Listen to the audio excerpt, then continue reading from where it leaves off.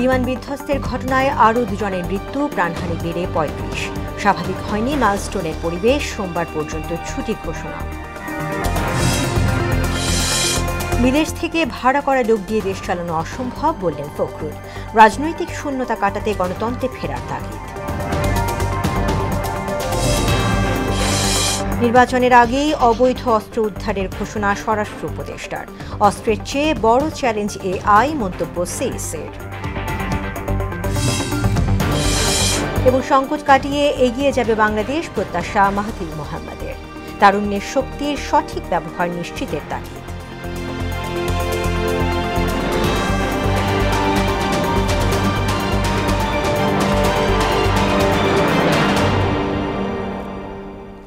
আসসালামু আলাইকুম, মোহনা সংবাদে সবাইকে স্বাগত। শুনছিলেন শিরোনাম, পুরো সংবাদে আছি আমি তাসমিয়া জেরিন। এবার বিস্তারিত। মাইলস্টোন ট্র্যাজেডিতে দীর্ঘ হচ্ছে মৃত্যুর মিছিল। দগ্ধ আরও দুজন মারা যান বার্ন ইনস্টিটিউটে। এতে নিহতের সংখ্যা বেড়ে দাঁড়িয়েছে ৩৫ জনে। যেহেতু বার্ন ইনস্টিটিউটে ভর্তি হওয়াদের মধ্যে ৪ জনের অবস্থা আশঙ্কাজনক বলে জানিয়েছেন প্রতিষ্ঠানটির পরিচালক নাসির উদ্দিন। আরও জানাচ্ছেন উষা ফেরদৌস।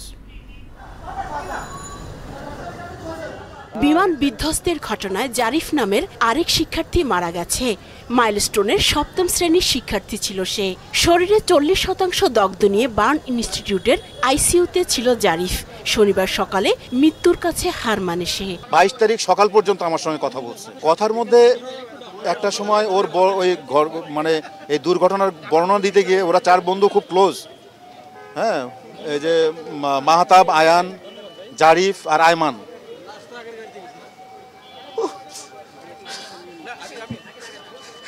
ডাক্তাররা অনেক সাহস দিছিল, কিন্তু এখন তো আজকে সকাল ৯টা বাজে তো মারা গেছে। এদিন মৃত্যু হয় মাইলস্টোনের অফিস সহকারী মাসুমার। শ্বাসনালী সহ শরীরের ৯০% দগ্ধ হয়েছিল তার। জারিফ এবং মাসুমার মরদেহ পরিবারের কাছে হস্তান্তর করা হয়েছে। ট্রিটমেন্ট অবস্থায় আমার সাথে কথা হয়েছে, কিন্তু ২:৩০-৩টার দিকে আমার সাথে কথা হয়েছে ইমার্জেন্সিতে। ওইটাই লাস্ট কথা, এরপরে আর কোনো কথাবার্তা হয় না। প্রথম বলছিল, প্রথম দিন ৬০% বলছিল, পরে গতকালকে বলছিল যে ওভারঅল ৯০% ড্যামেজ হয়ে গেছে।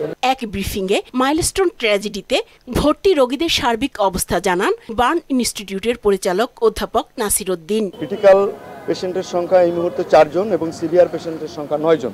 9 জন হচ্ছে সিভিয়ার ক্যাটাগরি, মানে একটু রাদার একটু বেটার। আমরা বলি যে ক্রিটিক্যাল যেগুলো, সেগুলোর ব্যাপারে আমরা প্রতি মুহূর্তেই আমরা যে কোনো নিউজ পাওয়ার জন্য রেডি থাকি। আগামী সপ্তাহে আরও 10 জনকে রিলিজ দেয়া সম্ভব হবে বলে জানান তিনি। আগামী সপ্তাহের মধ্যে আমরা আশা করছি আরও 10 জনকে অন্তত আমরা রিলিজ দিতে পারবো। কোনো পেশেন্টের কাছ থেকে কোনো ব্যক্তিগতভাবে সহায়তা নেওয়া হচ্ছে না, সমস্ত কিছুই সরকারিভাবে আমরা ব্যবস্থা নিচ্ছি। বিদেশ থেকে আগত বিশেষজ্ঞ চিকিৎসক দলের পরামর্শে সর্বোচ্চ সেবা দেওয়ার কথা জানান বার্ন ইনস্টিটিউটের পরিচালক। সিঙ্গাপুর, চায়না এবং ইন্ডিয়ার যে টিম, এবং আসলে আমাদের চিকিৎসার ক্ষেত্রে কিন্তু এই নামগুলোর কোনো আলাদা বিষয় নাই, কারণ আমরা যে ডিসিশনগুলো নিচ্ছি একেবারেই ইনএনিমাস। উষা ফেরদৌস, মোহনা সংবাদ, ঢাকা। মাইলস্টোন ট্র্যাজেডির 5 দিন পরও স্বাভাবিক হয়নি প্রতিষ্ঠানটির পরিবেশ। এখনো বন্ধ প্রধান ফটক, যদিও গেটে ভিড় করছেন উৎসুক জনতা। এদিকে সোমবার পর্যন্ত শিক্ষা কার্যক্রম বন্ধের ঘোষণা দিয়েছে কর্তৃপক্ষ। ওবায়দুল হক মারুফের রিপোর্ট। ইতিহাসের এক মর্মান্তিক দুর্ঘটনার সাক্ষী মাইলস্টোন স্কুল অ্যান্ড কলেজ। বিমান বিধ্বস্ত হয়ে কোমলমতি শিক্ষার্থী সহ মৃত্যু হয় ৩৫ জনের। ইতোমধ্যে 5 দিন পেরিয়েছে সেই ট্র্যাজেডির। এখনও স্বাভাবিক হয়নি প্রতিষ্ঠানটির পরিবেশ। বিমান বিধ্বস্তের কয়েক মিনিট আগেও দুর্ঘটনাস্থলের পাশেই থাকা দোলনায় দোল খাচ্ছিলেন 3য় শ্রেণীর শিক্ষার্থী রিদনান ইসলাম সাফি। তার বড় ভাইও মাইলস্টোনের শিক্ষার্থী। দুজনই কাছ থেকে দেখেছেন দুর্ঘটনার বিভৎসতা। দোলনায় খেলতেছিলাম, তারপর আমার বড় ভাই আসে, তারপর ডাক দিছে, তারপর আমি ওর সাথে যাইতেছিলাম। হায়দার আলী হোস্টেল ওই পর্যন্ত গেছি, তারপর দেখি একটা প্লেন ক্র্যাশ করছে, তারপর অনেক আগুন জ্বলতেছিল। আগুন জ্বলতেছে ওই সাইড থেকে, ওই বিল্ডিংটার উপর থেকে পানি দিতেছিল। তারপর কতক্ষণ পর ফায়ার সার্ভিস আসছে, তারপর আমরা চলে গেছি। আহত সহপাঠীদের উন্নত চিকিৎসার দাবি মাইলস্টোন শিক্ষার্থীদের। আমাদের প্রাইমারি সেকশন যেটা ওইখানে মানে প্লেন ব্লাস্ট হয়েছে আর ওইখানে আগুন জ্বলতেছে, তো সব দেখে আমাদের টিচার অনেক হাইপার হয়েছে। আগুনটা আমাদের মেন ডোরের উপর পড়ছে, ডোর বরাবর উপরে যে ক্লাসটা ছিল সেটা ছিল স্কাই সেকশনের দিন 28 জন প্রেজেন্ট ছিল। অভিভাবকরা বলেন বিমান উড্ডয়ন অবতরণের পথে শিক্ষা প্রতিষ্ঠান কোনোভাবেই কাম্য নয়, কারণ বিকট শব্দ শিক্ষার্থীদের মনোজগতে প্রভাব ফেলাসহ স্বাস্থ্য ঝুঁকি বাড়ায়। রাষ্ট্রের কাছে আমার একটাই আবদার যে আমরা যেন সুনিশ্চিত ভবিষ্যৎ মানে নিশ্চিত করতে পারি। আগামী দিনে আর কোনো সময় আমাদের এই বাংলাদেশে এরকম দুর্ঘটনা না ঘটে। এর আগে আমরা এরকম অনেক ঘটনা দেখেছি, ঘটনার পর আলাপ আলোচনা হয়েছে ঠিকই, কিন্তু বাস্তবে কোনো সমাধান আসেনি। শোকাবহ পরিস্থিতি কাটিয়ে স্কুলটি কতদিনে তার স্বাভাবিক কার্যক্রমে ফিরবে তা নিয়ে দেখা দিয়েছে শঙ্কা। এরই মধ্যে সোমবার পর্যন্ত প্রতিষ্ঠানটির শিক্ষা কার্যক্রম বন্ধের ঘোষণা দিয়েছে কর্তৃপক্ষ। মাইলস্টোনের এই ট্র্যাজেডি কাঁদিয়েছে পুরো দেশকে, তাই সর্বমহল চাচ্ছে এমন ঘটনার পুনরাবৃত্তি আর কখনোই বাংলাদেশে না ঘটুক। এ ব্যাপারে সরকারসহ প্রত্যেকটি কর্তৃপক্ষ যথাযথ পদক্ষেপ গ্রহণ করবে, এমনটাই প্রত্যাশা সকল শ্রেণীর মানুষের। ওবায়দুল হক মারুফ, মোহনা সংবাদ, ঢাকা।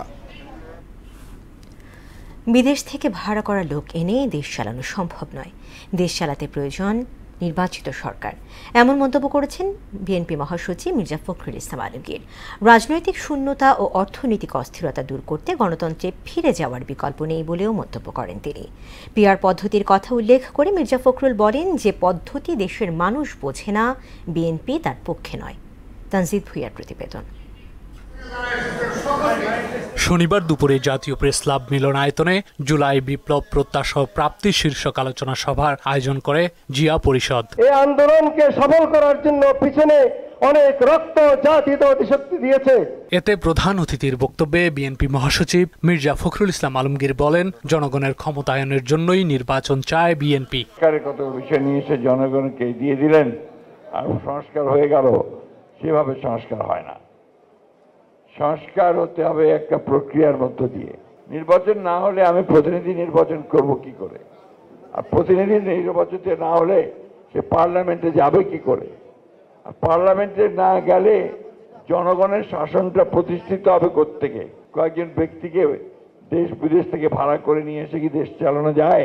পিআর পদ্ধতিতে নির্বাচন অনুষ্ঠিত হলে জনগণ সঠিক প্রতিনিধি পাবে না বলেও মন্তব্য করেন তিনি। আমাদের সাধারণ মানুষ তো বোঝেই না যা আনুপাতিক হারের নির্বাচনটা কি। তারা জানে যে একজন ক্যান্ডিডেট দেবে পার্টি, সেই ক্যান্ডিডেটের যে মার্কাই হোক, ধানের শীষ অথবা আপনার দাঁড়িপাল্লা অথবা আপনার কুলা পাতা যাই হোক, সেখানে গিয়ে সেই ভোটের দিন ভোট দেবে। এর আগে সিরডাপ মিলনায়তনে এক আলোচনা সভায় যোগ দিয়ে মির্জা ফখরুল সরকারের সমালোচনা করে বলেন, সংস্কারের দোহাই দিয়ে গণতন্ত্র চর্চা বাদ দিয়ে বসে থাকা যাবে না। পুলিশের কোনো পরিবর্তনই হয়নি, বরঞ্চ তারা আরো সুযোগ দিয়ে, যে একবার বলে যে মিলিটারির কাছে যাও, আরেকবার বলে যে কোর্টে যাও, এভাবে পুলিশ তার দায়িত্ব এড়িয়ে যাওয়ার চেষ্টা করে। গণতন্ত্র উত্তরণের পথে ষড়যন্ত্র মোকাবিলায় সবাইকে সজাগ থাকার আহ্বান জানান বিএনপি মহাসচিব। এদিকে মিরপুরের পল্লবীতে বিএনপির ভারপ্রাপ্ত চেয়ারম্যান তারেক রহমানের পক্ষ থেকে মাইলস্টোন স্কুলে নিহত আফনান ফাইয়াজের পরিবারের সঙ্গে সাক্ষাৎ করেছেন দলের সিনিয়র যুগ্ম মহাসচিব রুহুল কবির রিজভী। এ সময় তিনি বলেন, দলের শীর্ষ মহলের পক্ষ থেকে মাইলস্টোনের ঘটনায় শহীদ সবার সার্বক্ষণিক খোঁজ রাখা হচ্ছে। যারা তারেক রহমান পরিবারকে সান্ত্বনা জানাতে তাদের পাশে দল আছে, আমাদের চেয়ারম্যান সাহেব আছে, আমরা আছি সবসময়, এবং যে কোনো সময় যে কোনো বিষয় মনে করেন তারা আমাদের সাথে। তানজিদ ভুঁইয়া, মোহনা সংবাদ, ঢাকা। পূর্ণ বন্দোবস্তে বাংলাদেশকে আর চলতে দেয়া হবে না বলে জানিয়েছেন জাতীয় নাগরিক পার্টি এনসিপির আহ্বায়ক নাহিদ ইসলাম। বলেন, গণঅভ্যুত্থানে লড়াই ছিল ফ্যাসিস্ট শাসনের বিরুদ্ধে, তাই বিচার, সংস্কার ও নতুন সংবিধানের মাধ্যমে নতুন বাংলাদেশের যাত্রা শুরু করতে হবে। দুপুরে মৌলভীবাজারের বেরির পাড়ে জুলাই পথযাত্রা শেষে আয়োজিত পথসভায় এসব কথা বলেন নাহিদ ইসলাম। যে সকল সন্ত্রাসী বাহিনী ছিল তারা ফ্যাসিস্ট বাহিনী হিসেবে, দোসর হিসেবে সাব্যস্ত হয়েছিল। বাংলাদেশে আমরা যে সম্প্রীতির রাজনীতি করতে চাই, পুরো দক্ষিণ এশিয়ায় এই সম্প্রীতির রাজনীতি আমরা ছড়িয়ে দেব। পুরো দক্ষিণ এশিয়ার নিপীড়িত দলিত মুসলমান এবং বাংলা ভাষীদের পক্ষে বাংলাদেশ লড়াই করবে। আগামী জাতীয় নির্বাচন সুষ্ঠু ও শান্তিপূর্ণ করতে গণ অভ্যুত্থানের সময় লুট হওয়া অস্ত্রসহ সারা দেশ থেকে অবৈধ অস্ত্র উদ্ধার করা হবে বলে জানিয়েছেন স্বরাষ্ট্র উপদেষ্টা জাহাঙ্গীর আলম চৌধুরী। বলেন, এক্ষেত্রে আইন শৃঙ্খলা বাহিনী তৎপর রয়েছে। দুপুরে নারায়ণগঞ্জ পুলিশ লাইন পরিদর্শন শেষে এসব কথা বলেন উপদেষ্টা। জুলাই অভ্যুত্থান সংশ্লিষ্ট মামলাগুলোর অগ্রগতির বিষয়ে তিনি বলেন, অধিকাংশ মামলায় অসংখ্য ব্যক্তিকে উদ্দেশ্যমূলকভাবে আসামি করায় তদন্তে কিছুটা বিলম্ব হচ্ছে। একটা হত্যা মামলায় হয়তো 20 জন আসামি হওয়া দরকার ছিল, আপনার ওখানে 200 আসামি দিয়ে ফেলছেন। এখন এই জন্য ইনভেস্টিগেশনের সময় বেশি লাগবে। তা আপনারই কিন্তু আমাদের সবসময় বলছেন যেন নিরাপদ ব্যক্তি যেন কোনো অবস্থায় শাস্তির আওতায় না আসে। এই জন্য আমাদের কিন্তু এটা আরও বেশিভাবে দেখতে হয়। আমরা সব অস্ত্রগুলি এখনও উদ্ধার করতে পারি নাই, আমরা অস্ত্রগুলি উদ্ধার করার চেষ্টা করতেছি এবং আল্লাহ দিলে হয়তো ইলেকশনের আগে আরও অনেক অস্ত্র উদ্ধার হয়ে যাবে এবং ইলেকশনটা যেন আপনাদের সহযোগিতায়, জনগণের সহযোগিতায় ভালোভাবে হতে পারে, এই জন্য আমরা অবশ্যই চেষ্টা করা। আগামী নির্বাচনে অস্ত্রের চেয়েও বড় চ্যালেঞ্জ আর্টিফিশিয়াল ইন্টেলিজেন্স বা এআই, এমন মন্তব্য করেছেন প্রধান নির্বাচন কমিশনার এএমএম নাসিরউদ্দিন। সকালে খুলনা নগরীর নূরনগর আঞ্চলিক নির্বাচন কর্মকর্তার কার্যালয়ে আগামী সংসদ নির্বাচন উপলক্ষে খুলনা অঞ্চলের নির্বাচন কর্মকর্তাদের সঙ্গে মতবিনিময়ে তিনি একথা বলেন। সিসিএও বলেন, স্বচ্ছতার সঙ্গেই নির্বাচন পরিচালনা করবেন তারা। সামাজিক মাধ্যমে যেন ভুল তথ্য না ছড়ানো হয় সে বিষয়ে সকলের সহযোগিতা চান সিএসসি। আমাদের চেষ্টা থাকবে to make the election as transparent as possible. মানে যত স্বচ্ছতার সাথে, আমরা কোনো রাতের বেলায় কোনো কর্মকাণ্ড করতে চাই না, দিনের বেলায় সব কর্মকাণ্ড করে যাতে মানুষ এক স্বচ্ছতার সাথে যাতে কাজটা সমাধা করি। তাহলে হয় কি, মানুষ স্বচ্ছতা যদি এনশিওর করা যায় তো মানুষের কাছে এটা গ্রহণযোগ্য হয়। এত মিস ইনফরমেশন এবং ডিসইনফরমেশন এর মাধ্যমে সার্কুলেট করে দিয়েছে, এটা অস্ত্রের চাইতেও মারাত্মক।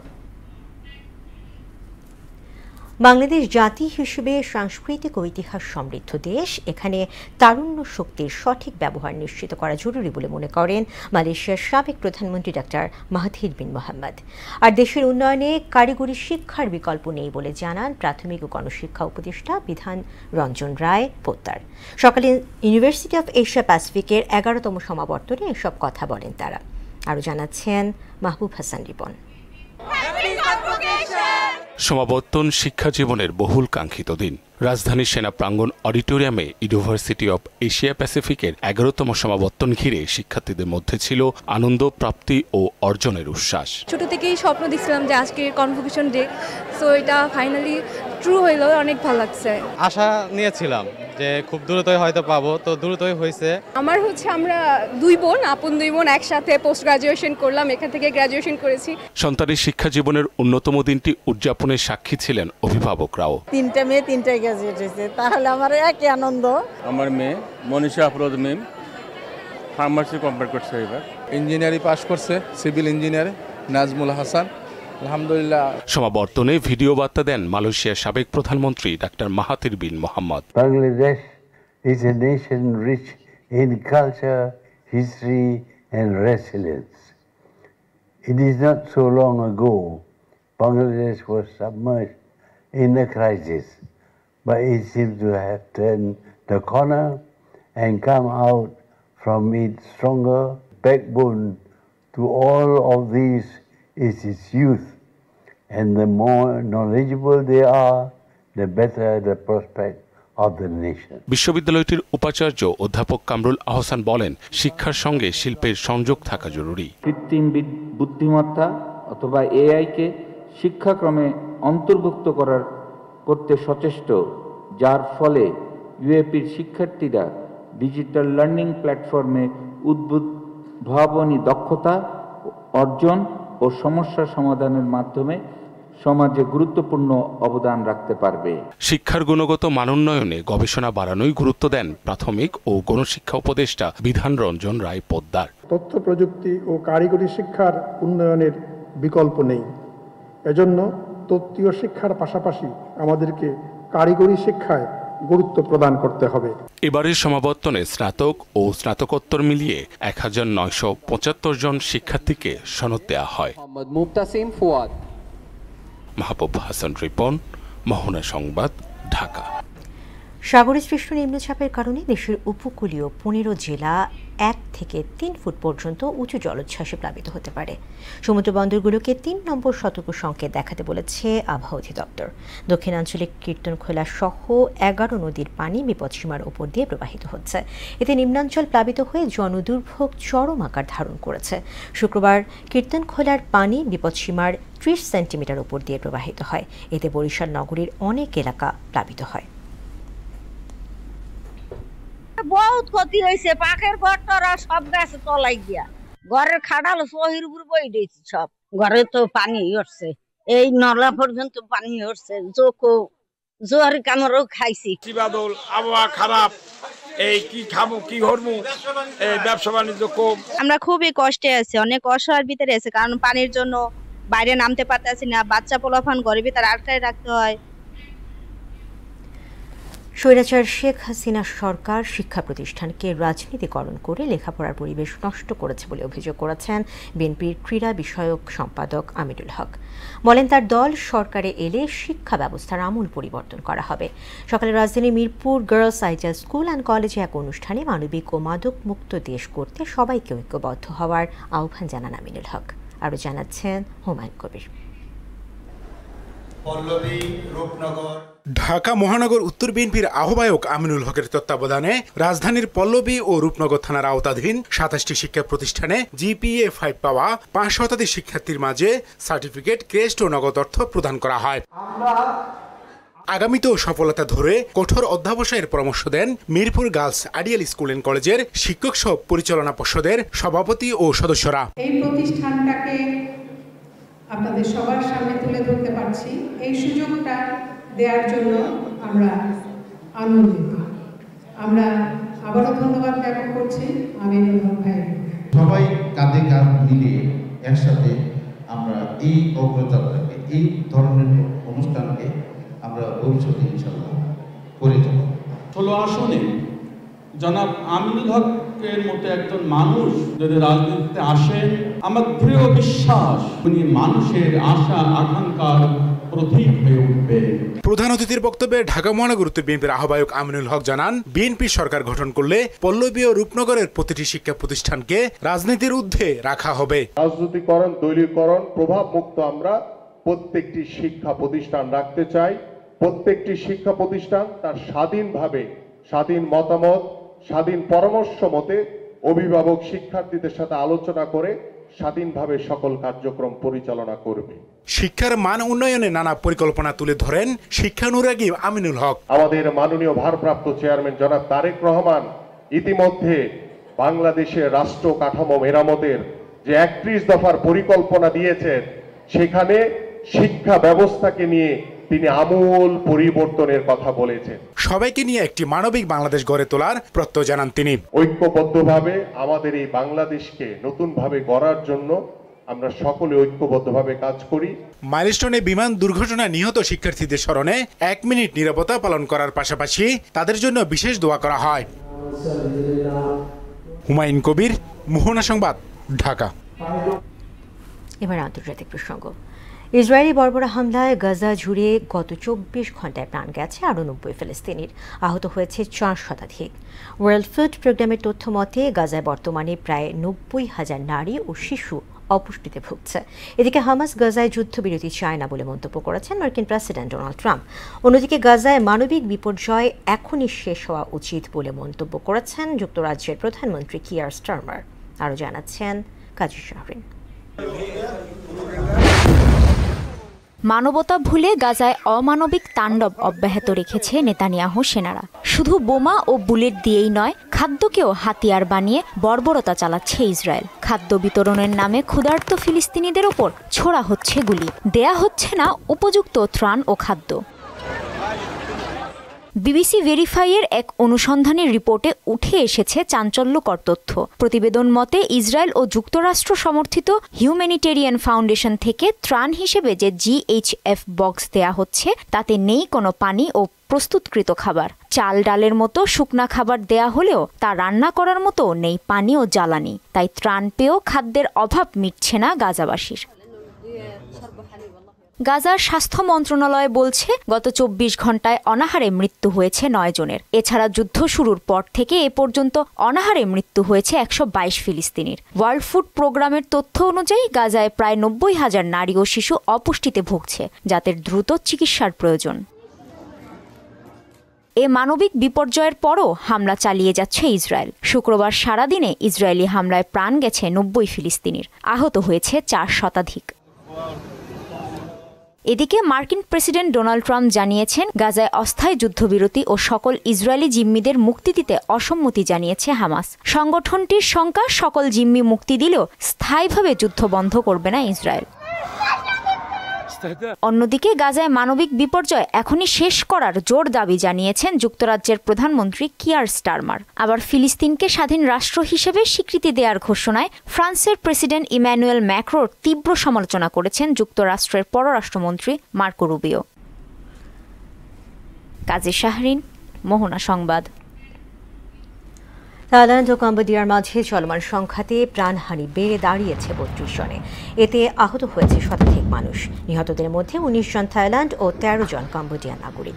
এছাড়া সংঘাতের প্রথম দিনেই থাইল্যান্ডের সীমান্ত এলাকা থেকে বাড়িঘর ছাড়তে বাধ্য হয়েছেন প্রায় ১,৪০,০০০ মানুষ। কম্বোডিয়ার সঙ্গে উত্তেজনার জেরে সীমান্তবর্তী ৮ বিভাগে সামরিক আইন জারি করেছে ব্যাংকক কর্তৃপক্ষ। এদিকে থাইল্যান্ডকে অবিলম্বে যুদ্ধবিরতির আহ্বান জানিয়েছে কম্বোডিয়া। এবার রেসিং। কার রেসিংয়ে নেমে দুর্ঘটনার পড়েছেন বাংলাদেশি রেসার অভিক আনোয়ার। শনিবার সামাজিক যোগাযোগ মাধ্যমে এই রেসারের ভেরিফাইড অ্যাকাউন্ট থেকে বিষয়টি নিশ্চিত করা হয়েছে। স্ট্যাটাসে বলা হয়, সেপাং ইন্টারন্যাশনাল সার্কিটে রেস 1-এ তার গাড়ি মারাত্মক দুর্ঘটনায় পড়েছে। পরীক্ষা নিরীক্ষা শেষে তাকে মেডিকেল সেন্টারে চিকিৎসা দেওয়া হচ্ছে। ৩৯ বছর বয়সী এই কার রেসার গত বছর ডিসেম্বরে বিশ্বের সবচেয়ে পুরনো টুরিং কার রেসে প্রথমবারের মতো অংশ নিয়েই বাজিমাত করেন। দুবাইয়ের অটোড্রোমে 2 রেসে অংশ নিয়ে দুটোতেই পেয়েছিলেন পোডিয়াম ফিনিশ। শেষ করব মোহনা সংবাদ, যাবার আগে শিরোনামগুলো আরও একবার।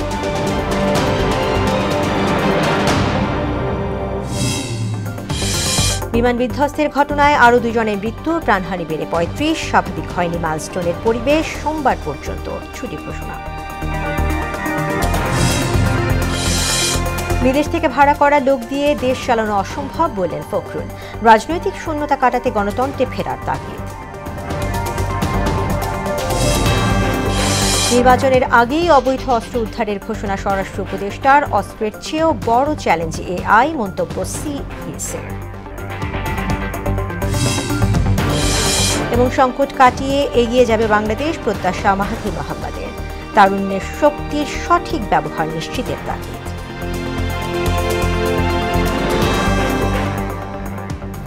দর্শক, এই ছিল মোহনার সংবাদে। পরবর্তী সংবাদ রাত 9টায়, এর আগে সন্ধ্যা 7টায় দেখবেন সংবাদ এক নজরে। এছাড়া মোহনার সবশেষ খবর জানতে ভিজিট করুন www.mohana.tv। সংবাদ দেখতে পারেন আমাদের ফেসবুক পেজ ও ইউটিউবেও। এতক্ষণ সঙ্গে থাকার জন্য ধন্যবাদ।